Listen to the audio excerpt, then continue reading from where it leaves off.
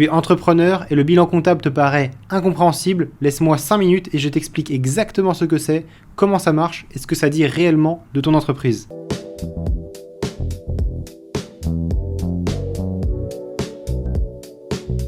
Tout d'abord, le bilan comptable, c'est une photo de ton entreprise. Généralement le 31 décembre. Ça ne raconte pas ton activité, ça ne dit pas ce que tu as vendu, ça donne juste un état des lieux. Le bilan comptable, c'est toujours en 2 colonnes. On a l'actif d'un côté et le passif de l'autre. Donc l'actif, c'est ce qu'on possède.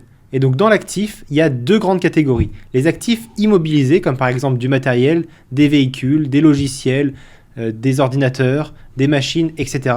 Ou alors l'actif circulant. Et là, ça va être de l'argent, par exemple, sur le compte bancaire. Donc c'est tout ça, ce qu'on possède. Le passif, ça répond à la question qui finance l'entreprise. Et l'entreprise est financée soit par les capitaux propres, soit par la dette.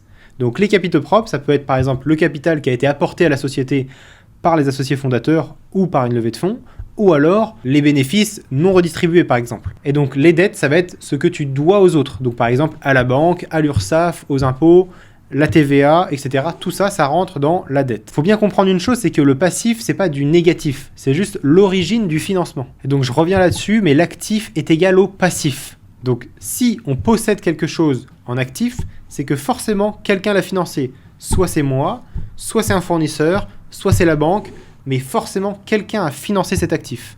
Donc retenez bien une chose, l'actif est égal au passif. Maintenant, on va parler d'une notion super importante qui est le total bilan. Le total bilan, c'est simplement la somme de tout ton actif.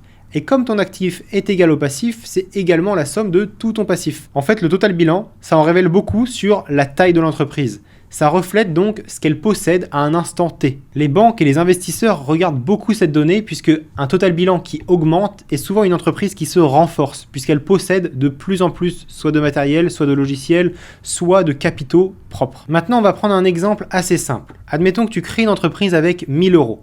Donc, tu finances ton entreprise avec 1000 euros.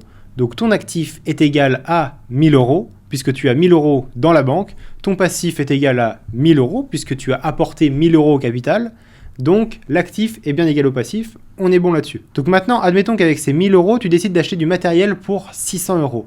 Donc dans ton actif, tu as 400 euros qui sont encore dans la banque, et 600 euros qui sont dans ce matériel que tu viens d'acheter.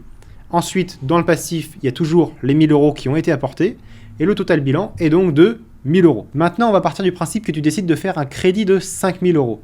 Donc, en actif, on a dans la banque 5000 plus les 400 euros, donc 5400 euros dans la banque, 600 euros dans le matériel, et dans le passif, on a 1000 euros de capitaux propres et 5000 euros de dettes bancaires qui ont été apportées. On a donc un total bilan de 6000 euros. Donc, vous l'avez compris, plus le total bilan augmente, plus l'entreprise pèse lourd. En fait, le total bilan, ça résume vraiment bien la situation de l'entreprise. Ça résume bien, est-ce qu'il y a des dettes ? Est-ce qu'il y a de l'argent en liquide dans l'entreprise ? Est-ce qu'il y a du matériel qui a été acheté ? Ça résume vraiment la robustesse de l'entreprise à un instant T. Donc, contrairement au compte de résultat qui retrace vraiment toutes les dépenses et les recettes sur un exercice comptable, le bilan reflète ce que tu dois, ce que l'entreprise possède et la taille réelle de ton entreprise. Si tu veux que je te dise dans une prochaine vidéo ce que c'est le compte de résultat ou bien la TVA, n'hésite pas à me le dire en commentaire. J'espère que cette vidéo t'aura aidé. En tout cas, moi je te dis à la prochaine.